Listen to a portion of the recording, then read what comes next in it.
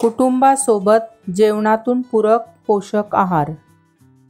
कुटुंबासाठी बनवले जाणारे सामान्य जेवण अगदी सोप्या पद्धतीने बनवले जाऊ शकते.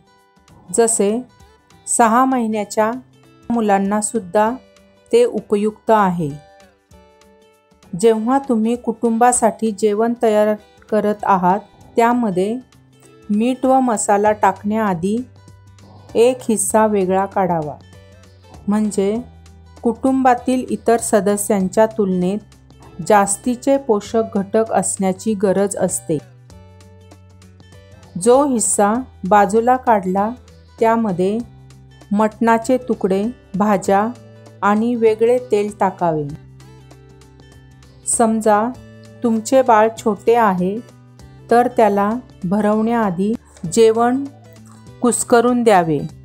जर तुम्ही तुमच्या कुटुंबासाठी सूप किंवा द्रवपदार्थ बनवत आहात तर मीठ आणि मसाला टाकण्याआधी बाळासाठी एक हिस्सा वेगळा काढावा.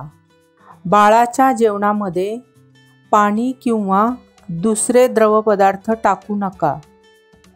जर गरज असेल तर बाळाला ते कुस्करून द्या किंवा त्यामध्ये दूध आणि तेल टाकू शकता.